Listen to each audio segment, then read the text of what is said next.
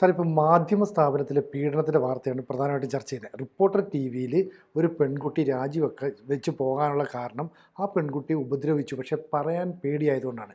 ഇതിന് അവിടുത്തെ സ്ഥാപനത്തിൻ്റെ മേധാവി അരുൺകുമാർ പറയുന്നു, എൻ്റെ ശ്രദ്ധയിൽ ഇപ്പോഴാണത് വന്നത്, അതുകൊണ്ട് ഇതേക്കുറിച്ച് സ്ഥാപനം അന്വേഷിക്കുന്ന.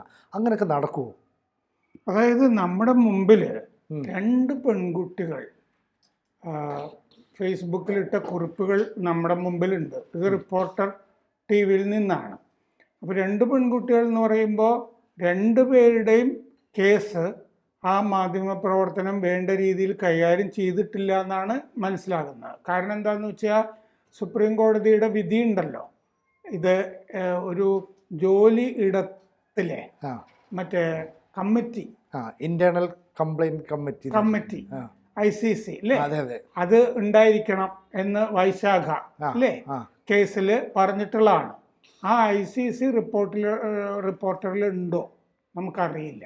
കാരണം ഇതിൽ അഞ്ജന അനിൽകുമാർ അല്ലേ, അഞ്ജന അനിൽകുമാറിൻ്റെ ഒരു പരാതി കുറച്ച് നാൾ മുമ്പ് അവരിത് പറഞ്ഞിരുന്നതാണ്. അത് വന്നു കഴിഞ്ഞപ്പോൾ ആക്ഷൻ എടുത്തിരുന്നെങ്കിൽ പിന്നത്തത്. ഇപ്പം രണ്ടുപേരുടെ അഞ്ജന അനിൽകുമാറിൻ്റെയും വീണ ചന്ദിൻ്റെയും പരാതികളാണ് വന്നിരിക്കുന്നത്. അഞ്ജന അനിൽകുമാർ പറയുന്നത് എന്താണെന്ന് വെച്ച് കഴിഞ്ഞാൽ, രാഹുൽ മാങ്കൂട്ടത്തിൻ്റെ കേസിൽ പെൺകുട്ടികളൊന്നും പരാതിയുമായിട്ട് രംഗത്ത് വന്നിട്ടില്ല ആണല്ലോ. പോലീസ് ക്രൈംബ്രാഞ്ച് കേസെടുത്തെങ്കിലും ആരും രേഖാമൂലം കൊണ്ടുപോയി പരാതി കൊടുത്തില്ലല്ലോ. ഇതല്ലേ കോൺഗ്രസും ന്യായീകരണത്തിനാണ് പറഞ്ഞത്, പരാതിയൊന്നുമില്ല, അതുകൊണ്ട് MLA സ്ഥാനം രാജിവെക്കേണ്ടതെന്നല്ലേ പറയുന്നത്. അപ്പോൾ രാഹുൽ മാങ്കൂട്ടത്തിൻ്റെ കേസിൽ അങ്ങനെ ഒരു പെൺകുട്ടിയും പരാതി കൊടുത്തില്ല എന്ന് ആളുകൾ പറയുന്നു. അതിൻ്റെ കാരണം എന്താണെന്ന് വെച്ച് കഴിഞ്ഞാൽ പെൺകുട്ടികൾ ഭയക്കുന്നു എന്നുള്ളത് കൊണ്ടാണ്. എന്നിട്ട് അവരുടെ തന്നെ അനുഭവം പറയുകയാണ്, അങ്ങനെയാണ്, എൻ്റെ അനുഭവം ഇങ്ങനെ തന്നെയായിരുന്നു. മാധ്യമ സ്ഥാപനങ്ങളിൽ ഇതൊക്കെ നടക്കുമ്പോൾ ആരും ചർച്ച ചെയ്യാറില്ല. മാധ്യമ പ്രവർത്തകർ ഇതൊക്കെ പുറത്തു കൊണ്ടുവരും. അവർക്കൊരു പ്രശ്നം ഉണ്ടാകുമ്പോൾ അവർ മിണ്ടാതിരിക്കും. ഇതാണ്. അപ്പോൾ മെയ് മാസത്തിൽ ആണ് ഇങ്ങനൊരു അനുഭവം ഉണ്ടായതെന്ന് അഞ്ജന അനിൽകുമാർ പറയുന്നു. 3 ദിവസത്തെ ഡെപ്യൂട്ടേഷനിൽ അവർ ഡെസ്കിൽ ജോലി ചെയ്യാനായി പോയി. റിപ്പോർട്ടർമാർ പുറത്ത് റിപ്പോർട്ടിങ്ങിന് പോകണു. ഡെസ്കിൽ ഈ റിപ്പോർട്ടർമാർ അയക്കുന്ന സംഗതി എഡിറ്റിംഗ് അല്ലേ, അത് മാറ്റി ശുദ്ധീകരിച്ചെടുക്കുന്ന പാകപ്പെടുത്തുന്ന പ്രക്രിയയാണ് ഡെസ്കിൽ. ആ ഡെസ്കിലേക്ക് ഇവരെ മാറ്റിയിരുന്നു ഡെപ്യൂട്ടേഷനിൽ. അപ്പോൾ അടുത്ത ദിവസം ഇവർ ചെന്നു. രണ്ടാമത്തെ ദിവസം അതുവരെ സുഹൃത്തായി കണ്ടയാൾ രാത്രി വളരെ മോശമായി ഇവരോട് പെരുമാറി. ആ ഞെട്ടലിൽ ഒന്നും ചെയ്യാൻ കഴിഞ്ഞില്ല. അയാൾ ഇത് ചെയ്തിട്ട് ഓടി അവിടെ നിന്ന്. ആ രാത്രി ഇവർക്ക് ഉറങ്ങാൻ പറ്റിയില്ല. 2 പേരോട് രാത്രി തന്നെ ഇത് പങ്കിട്ടിരുന്നു, ഈ അനുഭവം. അപ്പോൾ അവർ ഉപദേശിച്ചു, പരാതിപ്പെടുകയൊന്നും വേണ്ട, മറ്റേ നിനക്ക് തന്നെയായിരിക്കും അതിൻ്റെ ദോഷമൊക്കെ വരുന്നത്. ഇലമുള്ളിൽ വീണാലെന്ന് പറഞ്ഞിട്ട് അല്ലേ, മലയാള ഭാഷ ഉണ്ടായിരുന്ന കാലത്ത് തന്നെ ഒരു പഴഞ്ചൊല്ലുണ്ടായിട്ടുണ്ട്, എഴുത്തച്ഛൻ്റെ കാലം പോലെ ഉണ്ട്. അപ്പോൾ അങ്ങനെ ആ സംഗതി ഇവരോട് പറയുന്നു. മുതിർന്ന മാധ്യമ പ്രവർത്തകനാണ് ഇയാൾ. പല മാധ്യമ സ്ഥാപനങ്ങളിൽ ജോലി ചെയ്ത അനുഭവ സമ്പത്തുള്ള ആളുമാണ് ഈ ചെയ്തയാള്. ഇയാളുടെ പേര് പറഞ്ഞിട്ടില്ല അഞ്ജന.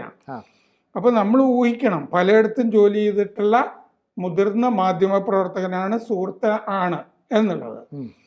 അപ്പോൾ കൂട്ടുകാരികളും ഒക്കെ ഉപദേശിച്ചു, ഇത് നീ ഉന്നയിച്ചു കഴിഞ്ഞാൽ നഷ്ടം നിനക്ക് മാത്രമായിരിക്കും, അപ്പോൾ എന്നാലും ഞാൻ മറുപടി കൊടുക്കും എന്ന് അഞ്ജന തീരുമാനിച്ചു. അടുത്ത ദിവസം ഒരു ചെറിയ മറുപടി കൊടുത്തു എന്ന് അവർ പറയുന്നുണ്ട്. എന്താണ് ഈ ചെറിയ മറുപടി എന്നുള്ളത് നമുക്കറിയില്ല. അപ്പോൾ ചെറിയ മറുപടി കൊടുത്തു. 1.5 മാസം കഴിഞ്ഞിട്ട് ഇവർക്ക് ഒരു അടിയന്തര അവധി വേണ്ടപ്പോഴും അവധി കൊടുത്തില്ല. അത് കഴിഞ്ഞ് അവരെ രാജിയിലേക്ക് തള്ളിവിട്ടു. ഇവരിതിന് മുമ്പ് എഴുതിയിട്ടുണ്ടോ എന്തോ, എൻ്റെ ഓർമ്മയിൽ ഈ റിപ്പോർട്ടറിൽ തന്നെയുള്ള ഒരാൾ ഇവരോടോ വേറൊരാളോടോ ഈ പ്രശ്നം വന്നു കഴിഞ്ഞപ്പോൾ എന്നോടൊന്നും ഫൈറ്റ് ചെയ്ത് അഞ്ജനയ്ക്ക് ഇവിടെ നിൽക്കാൻ കഴിയില്ല, അതിൻ്റെ ആവശ്യമൊന്നുമില്ല എന്ന് പറഞ്ഞതായിട്ടും എൻ്റെ ഓർമ്മയിൽ നിൽക്കുന്നുണ്ട്. കാരണം എന്താണെന്ന് വെച്ചാൽ നമ്മളും മാധ്യമ പ്രവർത്തനമൊക്കെ നടത്തിയതല്ലേ. അതെ. നമ്മൾ ഒരിക്കലും ഇങ്ങനെയൊന്നും ആളുകളോട് സംസാരിക്കുകയോ പെരുമാറുകയോ ചെയ്യുകയില്ല. പക്ഷെ ആ പറഞ്ഞതിന് അതൊരു ഭീഷണിയില്ല സാർ. ഇപ്പം മുകളിൽ നിൽക്കുന്ന ഒരാൾ എൻ്റെ അടുത്ത് അങ്ങനെ ഫൈറ്റ് ചെയ്ത് ഇവിടെ നിൽക്കാൻ പറ്റില്ല. അതിപ്പോൾ ചെറിയ കാര്യമാണെങ്കിലും ന്യായം ഈ പറയുന്ന സബ് എഡിറ്ററുടെ അടുത്തോ അല്ലെങ്കിൽ ജൂനിയറായ ആളിൻ്റെ അടുത്തോ ആണെങ്കിലും സീനിയറായ ഒരാൾക്ക് വേണമെങ്കിൽ ഉപദ്രവിച്ചുകൂടെ? ഇപ്പോൾ അവധി കൊടുക്കാതെയോ അല്ലെങ്കിൽ ഷിഫ്റ്റിൻ്റെ ടൈം അങ്ങോട്ട് മാറ്റിയോ? ഇപ്പോൾ രാത്രിയിൽ എനിക്ക് ഷിഫ്റ്റ് ജോലി ചെയ്യാൻ പറ്റില്ല എന്ന് പറഞ്ഞാൽ ആ നിരന്തരമായിട്ട് രാത്രിയിൽ തന്നെ ഷിഫ്റ്റ് ഇട്ടോ, അങ്ങനെയൊക്കെയുള്ള പ്രതികാര നടപടികളൊക്കെ ചെയ്യുന്ന സ്ഥാപനങ്ങളും ഉണ്ടാവില്ലേ, അല്ലെ വ്യക്തികളുണ്ടാവില്ലേ? അല്ല, ഇയാൾക്കിപ്പോ ഈ അഞ്ജന അനിൽകുമാറിനെ ടിംബക്ടൂലേക്ക് ട്രാൻസ്ഫർ ചെയ്യാം. സാധാരണഗതിയിൽ ഇങ്ങനത്തെ ആളുകൾ എന്താണെന്നറിയോ ചെയ്യുക? ബ്യൂറോ ഇല്ലാത്ത ഇടത്തേക്ക് ട്രാൻസ്ഫർ ചെയ്യാം എന്ന് പറഞ്ഞാൽ ജോലി ചെയ്യാനൊരു സ്ഥലമില്ല, ഓഫീസ് എടുത്തിട്ടില്ല, പക്ഷെ ട്രാൻസ്ഫർ ചെയ്യുന്നു. ഇങ്ങനെയൊക്കെ ദ്രോഹിക്കാം. അങ്ങനെയൊക്കെ ചെയ്യുന്ന ആളുകളുണ്ട്. അതാണോ ഉദ്ദേശിച്ചത്? അതെ, അതാണ് ഉദ്ദേശിച്ചത്. അങ്ങനെയൊക്കെ ചെയ്യാമല്ലോ. അങ്ങനെയൊക്കെ ചെയ്യാറുണ്ട്. അതേ ഞാൻ പറഞ്ഞേ, ഇല്ലാത്തടത്തേക്ക് ധാക്കയിലേക്ക് ട്രാൻസ്ഫർ ചെയ്യാം. എന്ത് ചെയ്യാൻ പറ്റും? എന്ത് ചെയ്യാൻ പറ്റും? അല്ലിപ്പം മലയാളം പത്രത്തിൽ നമുക്കറിയാലോ, പലരും ആസാം, നമുക്കിപ്പോ മറ്റേ ബംഗ്ലാദേശില് യൂനിസ് വന്നതിൽ പിന്നെ നമുക്ക് അവിടെ പുതുതായിട്ട് 5 ലക്ഷം വായനക്കാർ കൂടിയിട്ടുണ്ട്. അഞ്ജന അനിൽകുമാർ അങ്ങോട്ട് പോകണം. ഒന്നും ചെയ്യാൻ പറ്റില്ല. എന്ത് ചെയ്യാനാണ്? ഇങ്ങനെയൊക്കെ പെരുമാറുന്ന ആളുകളൊക്കെ റിപ്പോർട്ടർ ചാനലിലൊക്കെ ഉണ്ടാകാം. അതായിരിക്കാം ആ പറഞ്ഞത്, ഫൈറ്റ് ചെയ്ത് നിൽക്കാൻ പറ്റില്ല. കാരണം ഇവരൊക്കെ ഈ എന്തൊക്കെയോ മാനസിക പ്രശ്നങ്ങളൊക്കെ ഉള്ള ആളുകളാണ്. ആ പഴയിടം നമ്പൂതിരിയെ പറ്റി എന്തൊക്കെയാണ് ഇയാൾ ഇടയ്ക്ക് പറഞ്ഞുകൊണ്ടിരുന്നത്? രാഷ്ട്രീയം ഞാൻ പറയാറില്ലേ, നമ്മൾ രാഷ്ട്രീയം കൈകാര്യം ചെയ്യേണ്ട ഒറ്റക്കെട്ടുള്ളൂ തെരഞ്ഞെടുപ്പ് കാലത്ത്. അല്ലാത്ത സമയത്ത് ഇയാൾ SFAയോ മുമ്പായിരുന്നു എന്ന് പറഞ്ഞിട്ട് ഇപ്പോഴും ഈ ഇടതുപക്ഷ വർത്താനം, ഈ നികേഷ് കുമാറൊക്കെ എത്ര വൃത്തികെട്ട രീതിയിലാണ് റിപ്പോർട്ടറിൽ പറഞ്ഞുകൊണ്ടിരുന്നത് അല്ലേ? AK സെൻറ്ററിൽ നിന്ന് കൊടുക്കുന്ന ക്യാപ്സൂളുകളൊക്കെയാണ് ആ ചർച്ചകളിൽ വായിച്ചുകൊണ്ടിരുന്നത്. അങ്ങനെയൊന്നുമല്ല അങ്ങനെയൊന്നുമല്ല മാധ്യമ പ്രവർത്തനം നടത്തേണ്ടത്. നിഷ്പക്ഷ മാധ്യമ പ്രവർത്തനമല്ലത്. ഇനി വീണ ചന്ദ് റിപ്പോർട്ടറിൽ ജോലി ചെയ്തിരുന്നത്, ഡിജിറ്റൽ വിഭാഗത്തിലാണ് അവർ ജോലി ചെയ്തിരുന്നത്.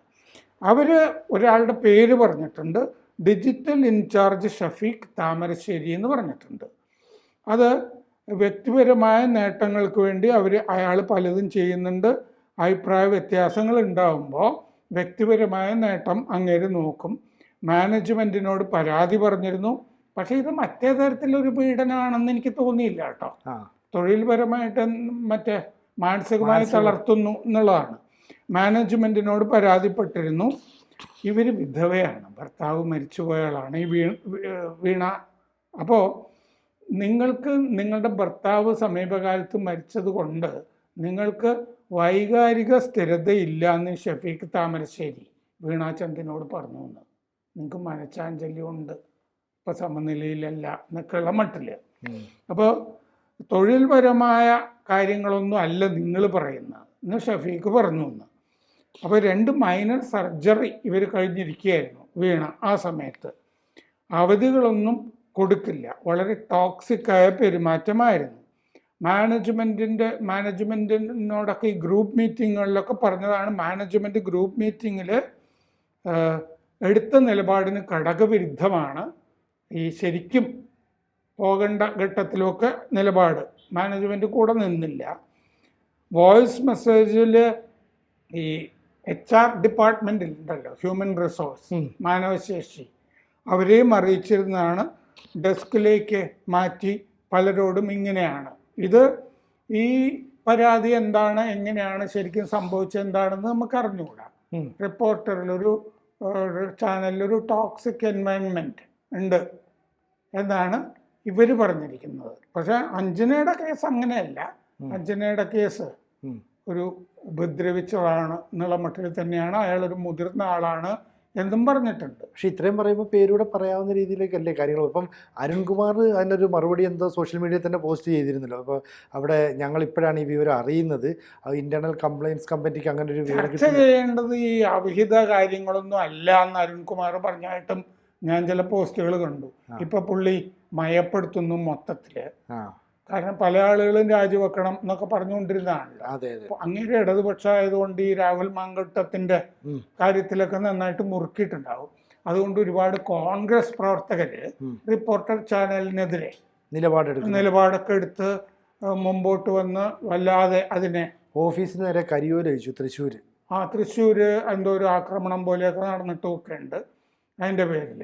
അപ്പോൾ ഈ അഞ്ജന ഒരു പരാതി ഉണ്ടാവുമ്പോൾ അത് കുറച്ചുകൂടി ഗൗരവത്തോടു കൂടി അവിടെ ഒരു കമ്മിറ്റി ഉണ്ടെന്ന് എനിക്ക് തോന്നുന്നില്ല. കാരണം കമ്മിറ്റിയുടെ കാര്യം ഈ 2 പെൺകുട്ടികളും പറഞ്ഞിട്ടില്ല. ഇന്റേണൽ കംപ്ലയിൻസ് കമ്മിറ്റി തൊഴിലിടത്തിൽ ഇല്ല. അപ്പോൾ ഇവർ ഒരുപാട് നിയമം പറയുന്നതാണല്ലോ. ആ മുതലാളിയും വന്നിട്ട് ചർച്ചയിലൊക്കെ ഇരിക്കാറില്ലേ. വിശാഖ കേസ് പറഞ്ഞിട്ടുള്ള എല്ലാ തൊഴിലിടത്തിലും വേണം എന്ന് പറഞ്ഞിട്ടുള്ള കമ്മിറ്റി ഈ സ്ഥലത്തുണ്ട് എന്ന് തോന്നുന്നില്ല. അപ്പോൾ അതുകൊണ്ട് മറ്റ് അഞ്ജനയുടെ കേസിൽ ചിലപ്പോൾ അഞ്ജന ഇനി ആളുടെ പേര് പറഞ്ഞു എന്നൊക്കെ വരാം. സാധാരണഗതിയിൽ ഈ ഒരു ചാനലിലൊക്കെയുള്ള ആളുകൾ പേര് പറയാത്ത എന്താന്ന് വെച്ച് കഴിഞ്ഞാൽ അവർക്ക് ഒരു സ്ഥലത്ത് നിന്ന് ഒരു സ്ഥാപനത്തിൽ വഴക്കാളി എന്നൊരു ഇമേജ് ഉണ്ടായി കഴിഞ്ഞാൽ വേറൊരു സ്ഥാപനം ജോലി കൊടുക്കില്ല. അതാണ് ഇതിൻ്റെ അകത്തൊരു വിഷയമായിട്ട് വരുന്നത്. അതുകൊണ്ട് ഒരു സ്ഥലത്ത് നിന്ന് രാജിവെച്ചിട്ട് പോവുക എന്നുള്ളതാണ് അവർ ചെയ്യുക. അടുത്ത സ്ഥലത്ത് പോവുക, അടുത്ത സ്ഥലത്ത് എന്താണെന്ന് വെച്ച് കഴിഞ്ഞാൽ അങ്ങനെ നോക്കാം എന്ന് പറഞ്ഞിട്ട്. വേറൊരു പീഡകൻ നേരത്തെ മാതൃഭൂമിയിൽ ഉണ്ടായിരുന്നില്ലേ, ഇപ്പോൾ മറ്റേ മീഡിയ വണ്ണിലോ ആണെന്ന് തോന്നുന്നു, വേറൊരു ചാനലിലും ഉണ്ടായിരുന്നു 24-ൽ അദ്ദേഹം തന്നെ. ഇപ്പം ഇതിനെതിരെ VT ബൽറാം, ബിന്ദു കൃഷ്ണ ഇവരും ഒക്കെ രംഗത്ത് വന്നിട്ടുണ്ട്. ബൽറാം പറഞ്ഞിട്ടുണ്ട് ന്യൂസ് റൂമിൽ മുതിർന്ന മാധ്യമ പ്രവർത്തകൻ ഉപദ്രവിച്ചു എന്ന് അഞ്ജന പറഞ്ഞിട്ടുണ്ട്. സീനിയർമാരാണ് പിന്തിരിപ്പിച്ചത് പരാതിയിൽ നിന്ന്.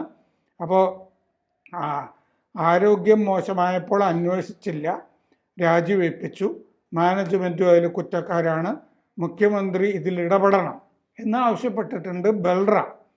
അപ്പോൾ ഇത് ഏതാണ്ട് ഇതേ ആവശ്യം തന്നെ ബിന്ദു കൃഷ്ണയും ഉന്നയിച്ചിട്ടുണ്ട്. അപ്പോൾ അഞ്ജന അനിൽകുമാർ, വീണ ചന്ദ്, പിന്നെന്തോ അമൃത A. രാജ് എന്നും കാണുന്നുണ്ട്. അപ്പോൾ മൂന്നാമത്തെ ഒരാളും ഉണ്ടോ എന്ന് നമുക്കറിയില്ല. ചിലപ്പോൾ അമൃത A. രാജ് ഇവരുടെ പോസ്റ്റുകൾ പങ്കിട്ടതും ആയിരിക്കാം. അപ്പോൾ എന്തായാലും ഈ അഞ്ജനയുടെ കേസ് കുറച്ച് കടുപ്പമുള്ളതാണ്.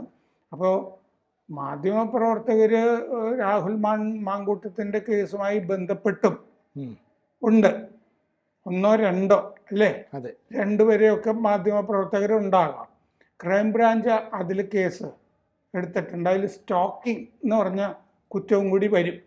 നിർബന്ധിത ഗർഭഛിദ്രം അല്ലാതെ വേറൊന്നും കൂടി ഉണ്ട്. ആ സ്റ്റോക്കിംഗ് കേസിൽ CPM-ൻ്റെ ഭാഗത്തു നിന്ന് തന്നെ മൊഴി കൊടുക്കാനായിട്ടുള്ള ആളുകൾ കിട്ടും രാഹുലിൻ്റെ കേസിൽ. അപ്പം അതുകൊണ്ടാണ് രാഹുൽ മാങ്കൂട്ടത്തിനെ അടിയന്തരമായിട്ട് പാലക്കാട് മണ്ഡലത്തിൽ കൊണ്ടുവരാനായിട്ട് ഷാഫി ഗ്രൂപ്പ് ശ്രമിക്കുന്നതായിട്ട് ഇന്ന് റിപ്പോർട്ടുകൾ വന്നിട്ടുണ്ട്. മണ്ഡലത്തിൽ നിന്ന് അപ്രത്യക്ഷമായി കഴിഞ്ഞാൽ വലിയ പ്രശ്നമാണല്ലോ. അപ്പോൾ അതുകൊണ്ട് ക്രൈംബ്രാഞ്ച് ഒരു സ്ഥലത്ത് നിന്ന് മുറുക്കുന്നുണ്ട്. അതുപോലെ മാധ്യമപ്രവർത്തകർ ഇതുമൊക്കെ ആയിട്ട് അവരവരുടെ ജോലി നോക്കി നടന്നാൽ മതി. ഇത്തരം നമ്മൾ കക്ഷികളും ഒക്കെ ആയിട്ട് ഇപ്പോൾ വക്കീൽമാരെ ഒരു കേസ് കൊടുക്കാൻ പോയി കഴിഞ്ഞാൽ, ഇപ്പോൾ ഒരു മോട്ടോർ ക്ലെയിംസ് ആക്സിഡന്റ് കൊല്ലത്തല്ലേ, ഉദയകുമാർ ജഡ്ജി കുടുംബക്കോടതിയിൽ അങ്ങേരെ ഒരു സ്ത്രീയോടല്ലേ, കുടുംബക്കോടതിയിൽ ഡിവോഴ്സിന് പോയ ഒരു സ്ത്രീയെ ചേംബറിൽ വിളിച്ചിട്ട് മോശമായിട്ട് പെരുമാറി എന്ന് പറയുന്നുണ്ട്. അതുപോലെ വക്കീൽമാർക്ക് കക്ഷികളെയൊക്കെ കിട്ടുമല്ലോ. ഇവരോടൊക്കെ ഇങ്ങനെ വക്കീൽമാർ പെരുമാറാൻ തുടങ്ങിയാൽ എങ്ങനെയാണെന്ന് നമ്മൾ ചോദിക്കാറുണ്ട്. മാധ്യമപ്രവർത്തകർ അവരുടെ ജോലി ചെയ്താൽ മതിയല്ലോ. നമ്മൾ പലരെയും കാണാൻ പോണ്ടി വരും. അവരുമായിട്ട് ഇങ്ങനെ ഇൻവോൾവ് ആവേണ്ട കാര്യമൊന്നുമില്ല. അതിൽ അത്യാവശ്യം ജാഗ്രതയും കാര്യങ്ങളൊക്കെ വേണ്ടതാണ്. നമ്മൾ നമ്മുടെ ജോലി നോക്കിയാൽ മതിയല്ലോ. പ്രൊഫഷണലായിട്ടിരിക്കുക എന്നുള്ളതാണ് വേണ്ടത്. പ്രൊഫഷണലിസമാണ് സ്ഥാപനങ്ങളിലും വേണ്ടത്. പക്ഷേ ഈ കണ്ടത് പ്രൊഫഷണലിസം അല്ല ഈ അഞ്ജനയുടെ കേസിൽ. അതുകൊണ്ടാണ് റിപ്പോർട്ടർ ചാനലിനെതിരായിട്ടുള്ള ഈ ആരോപണം ഗൗരവമാകുന്നത്. ചിലപ്പോൾ ഇനി ഉള്ള ദിവസങ്ങളിൽ ഇതാരാണെന്നുള്ള പേരും കൂടി വരുമായിരിക്കും. നോക്കാം. കൂടുതൽ വാർത്തകളും വിശേഷങ്ങളും നിങ്ങളിലേക്ക് എത്താൻ ABC മലയാളം സബ്സ്ക്രൈബ് ചെയ്യുക, ബെൽബട്ടനും അമർത്തുക.